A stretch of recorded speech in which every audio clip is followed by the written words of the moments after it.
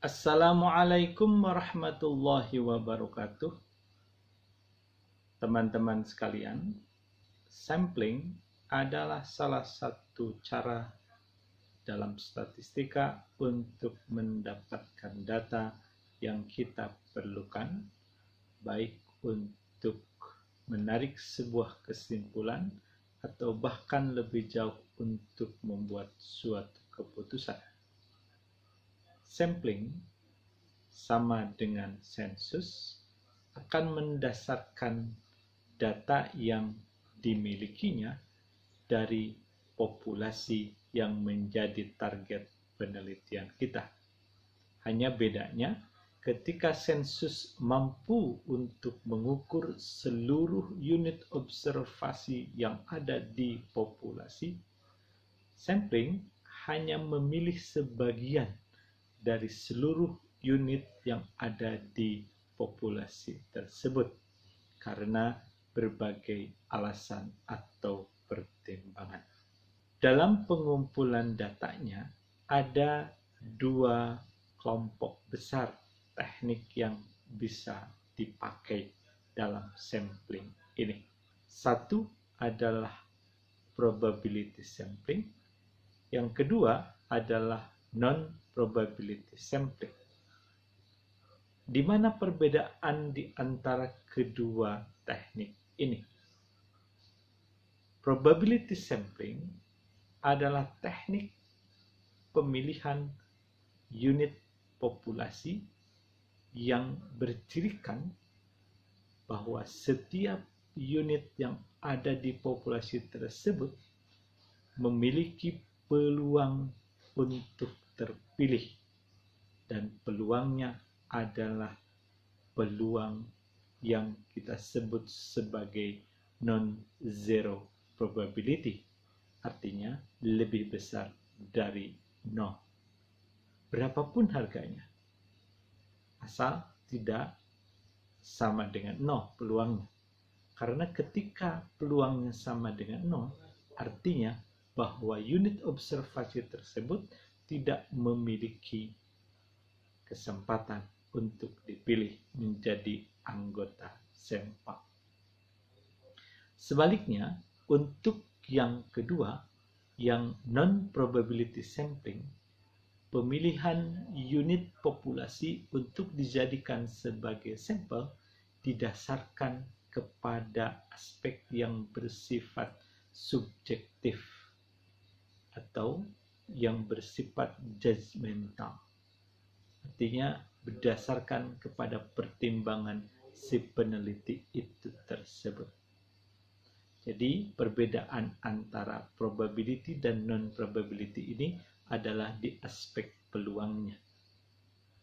Nah, aspek peluang ini biasanya dicirikan oleh adanya proses randomisasi atau pengacakan dalam pemilihannya.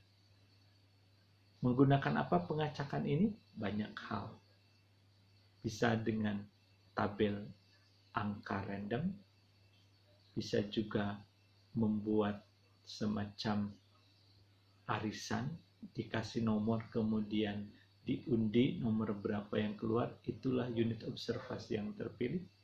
Atau bisa juga menggunakan aplikasi yang ada di komputer, walaupun hanya dari sebatas yang namanya Microsoft Excel. Yang jelas ketika memilihnya kita lakukan secara acak, dan itulah ciri dari probability atau peluang. Sedangkan yang non-probability berarti dipilih bisa seadanya, bisa asal pilih sesuai dengan keinginan ataupun pertimbangan si penelitinya. Apa saja teknik-teknik sampling yang ada di kedua kelompok besar tadi? Oke, yang pertama, di probability sampling kita sering mendengar yang namanya satu, simple random sampling atau sampling acak sederhana.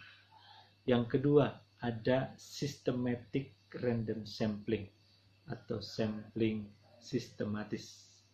Ada juga yang disebut dengan cluster sampling. Kemudian yang keempat, ada yang disebut dengan stratified sampling. Keempat sampling ini ada satu tahap ataupun satu titik di mana akan menggunakan randomisasi atau pengacakan dalam pemilihannya. Seperti apa pengacakannya? Nanti kita bahas ketika membahas masing-masing teknik sampling ini. Yang kedua, untuk yang non-probability sampling atau sampling tidak berpeluang, contohnya satu adalah convenience sampling. Di dalam convenience ini ada istilah lain yang dipakai, biasanya bisa yang disebut sebagai judgmental sampling atau purposive sampling. Juga ada yang disebut dengan quota sampling.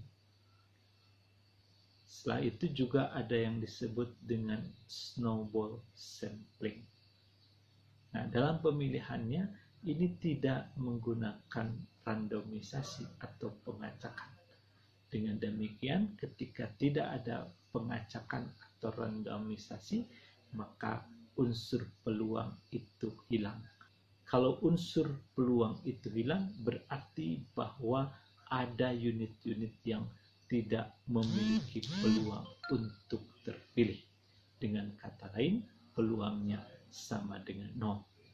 Atau non-zero probability di non-probability sampling tidak terpenuhi karena ada unit-unit sampling yang peluang terpilihnya sama dengan 0. Lalu perbedaan mendasar apa antara probability sampling dan non-probability sampling? Ini yang sering ditanyakan kepada saya dari teman-teman yang lain. Pada dasarnya, baik data dari probability sampling maupun non-probability sampling dapat kita analisis secara deskriptif. Atau pada tahap ini, kita menceritakan bagaimana kondisi data yang kita miliki. Jadi kita tidak berbicara di luar data yang kita punya.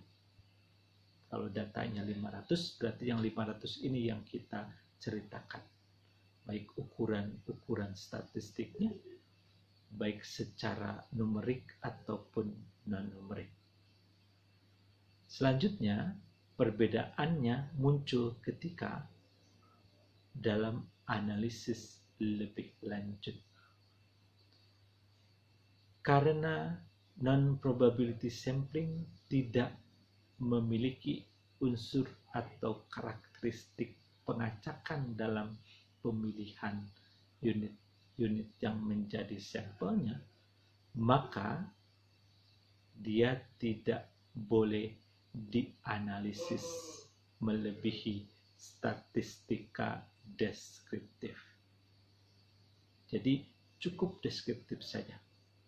Sedangkan untuk data yang diperoleh dengan atau melalui teknik probability sampling, maka dia bisa dianalisis lebih lanjut yang kita sebut sebagai statistika inferensial atau induktif statistik.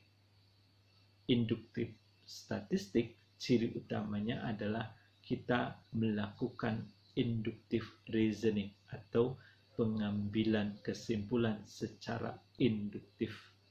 Kita mengambil kesimpulan untuk kelompok yang cakupannya lebih luas didasarkan kepada data atau kasus khusus yang kita miliki.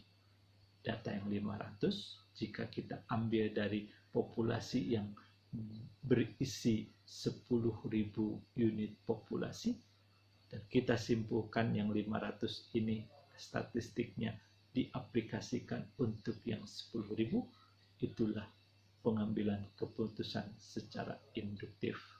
Cirinya biasanya ada 2 minimal, bisa melakukan estimasi atau penaksiran, juga kita melakukan pengujian hipotesis. Ini untuk data yang kita ambil dari probability sampling.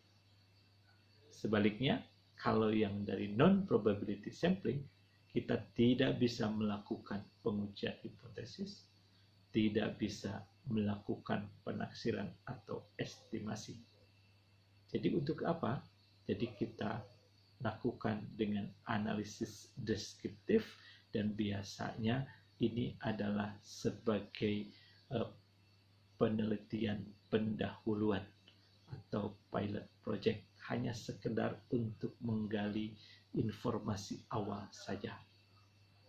Jadi teknik-teknik yang bersifat non-probability sampling, cara pengambilan datanya lebih dipergunakan untuk sebagai informasi awal karena mereka hanya sebatas untuk dianalisis secara deskriptif saja.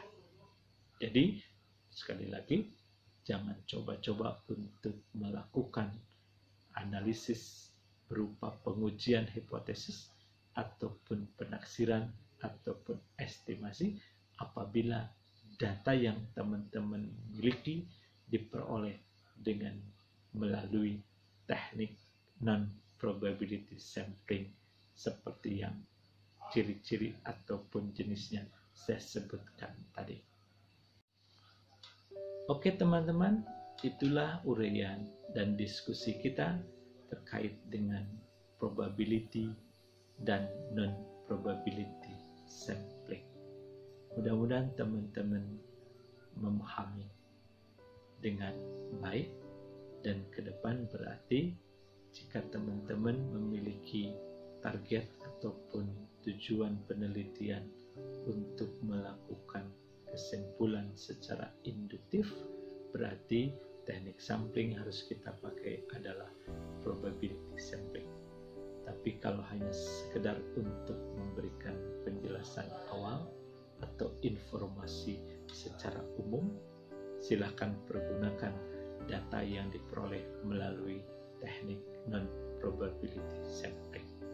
Cukup untuk dideskripsikan saja. Terima kasih banyak, mudah-mudahan bermanfaat bagi teman-teman. Jika memang merasa bermanfaat, silakan untuk selalu disebarkan kepada teman-teman yang lain. Mudah-mudahan kita selalu terus untuk bisa berdiskusi tentang statistika. Mudah-mudahan ilmu kita barokah. Terima kasih. Assalamualaikum warahmatullahi wabarakatuh.